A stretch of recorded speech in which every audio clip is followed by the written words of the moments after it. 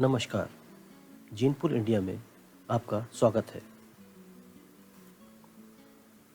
आज के वीडियो में हम यह जानने का प्रयत्न करेंगे कि कृत्रिम गर्भाधान के वक्त उपयोग में लाई जाने वाले वीर्य स्ट्रॉ पर छपी हुई जानकारी को कैसे पढ़ा जाए। वीर्य स्ट्रॉ के कई प्रकार हैं, किंतु कुछ वीर्य स्ट्रॉ अधिक प्रचलन में हैं, जैसे कि फ्रेंच मिनी, फ्रेंच मीडियम और जर्मन स्ट्रॉ। ये तीनों ही एक दूसरे से भिन्न हैं। प्रथम भिन्नता इनमें वीर्य की मात्रा में होती है, जिसमें फ्रेंच मिनी और जर्मन स्ट्रॉ में लगभग 0.25 मिलीलीटर वीर्य होता है, जबकि फ्रेंच मीडियम में यह मात्रा 0.50 मिलीलीटर होती है। फ्रेंच मिनी और फ्रेंच मीडियम स्ट्रॉ की लंबाई लगभग 133 मिलीमीटर होती है, जबकि जर्मन स्ट्रॉ की लंबाई 65 मिलीमीटर की होती है। फ्रेंच मिनी स्ट्रॉ की चौड़ाई 2.0 मिलीमीटर होती है, जबकि फ्रेंच मीडियम और जर्मन स्ट्रॉ की चौड़ाई 2.8 मिलीमीटर की होती है। जब हम स्ट्रॉ की संरचना की बात करते हैं तो यह प्लास्टिक का होता है तथा रिफिल के आकार का होता है। इसके दो छोर होते हैं, एक को हम लेबोरेटरी प्लग छोर कहते हैं और दूसरे को फैक्ट्री प्लग छोर कहा जाता है। फैक्ट्री प्लग छोर की ओर कपास की दो सील होते हैं, जिसके बीच में एक पाउडर की सील होती है, जिसको हम पीवीसी पाउडर सील कहते हैं। यह टेम्पररी सील है जो वीर्य के संपर्क में आने पर एक जेल रूपी पदार्थ में परिवर्तित होकर उसे परमानेंट बना देती है।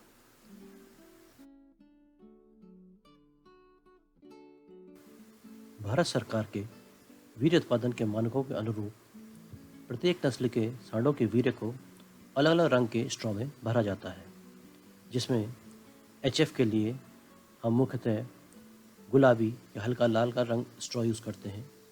एचएफ क्रॉस के लिए हरे रंग का स्ट्रॉ इस्तेमाल किया जाता है, जर्सी के लिए पीला और जर्सी क्रॉस के लिए गेरुआ रंग।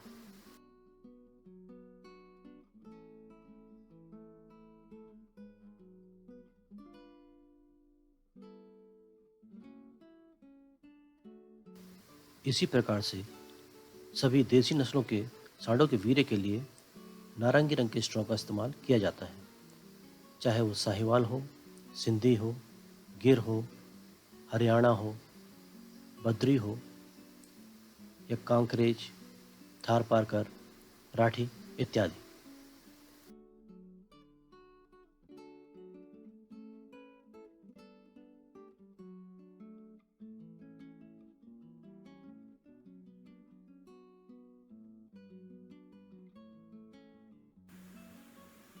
इसी प्रकार हम इन मानकों के अनुरूप भैंसों की समस्त नस्लों के लिए, चाहे वो मुर्रा हो, महसाना हो, नीली रावी हो, स्लेटी रंग के स्ट्रॉ का इस्तेमाल किया जाता है।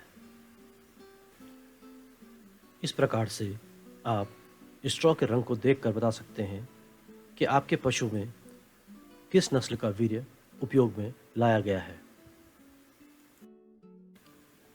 पशुपालकों की सहायता के लिए भारत सरकार ने प्रत्येक नस्ल के लिए एक कोड निर्धारित कर दिया है, जो आपको स्ट्रॉ के ऊपर छपा हुआ मिलेगा।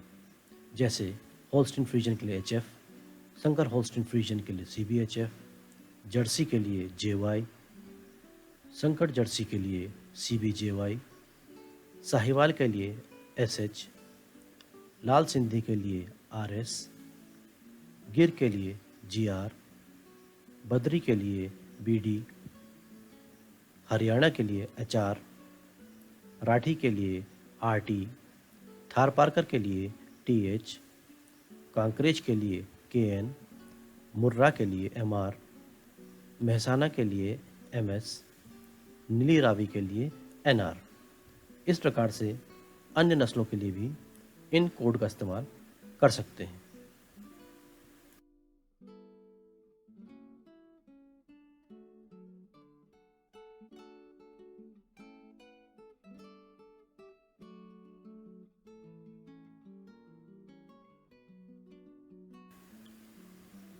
स्ट्रॉ के रंग व ब्रीड कोड के अलावा कुछ और भी जानकारियाँ स्ट्रॉ के ऊपर छापी जाती हैं, जिससे हमें उस स्ट्रॉ में भरे हुए वीर्य का संपूर्ण विवरण प्राप्त हो जाता है।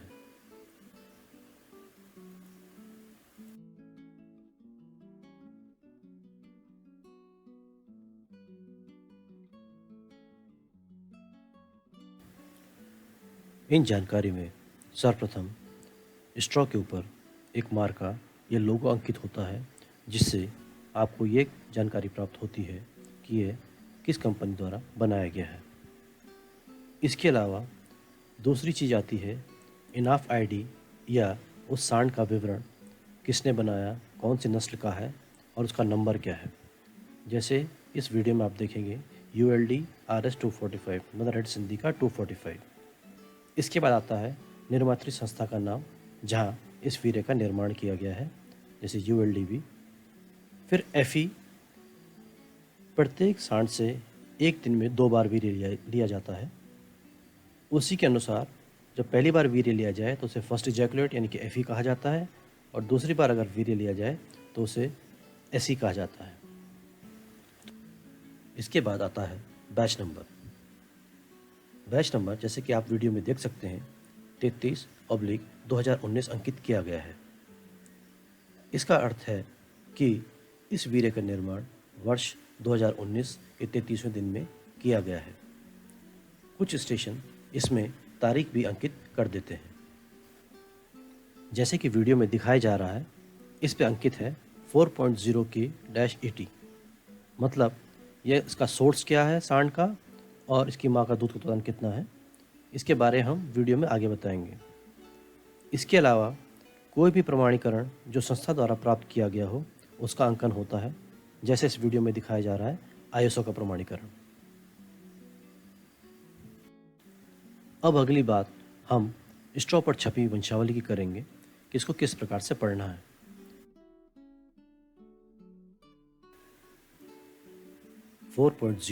K-80,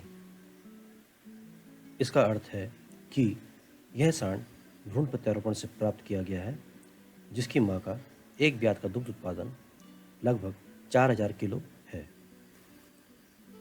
3.7K-PS, इसका अर्थ है कि ऐसा सांड जो वंशावली के आधार पर चयनित किया गया हो तथा जिसकी माँ का एक ब्यात का दुग्ध उत्पादन लगभग 3700 किलो हो।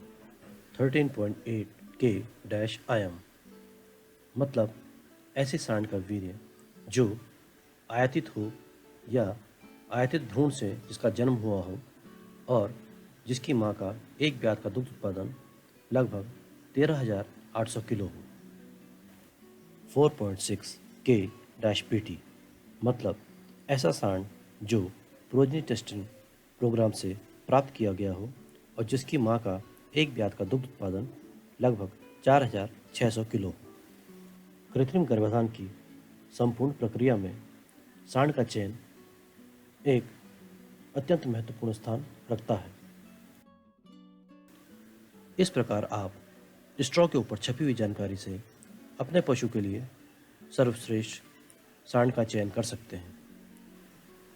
यदि ये वीडियो आपको पसंद आया है तो लाइक करें और सब्सक्राइब अवश्य करें, ताकि आगे भी आपको इस प्रकार की जानकारी देने का हौसला मिलता रहे।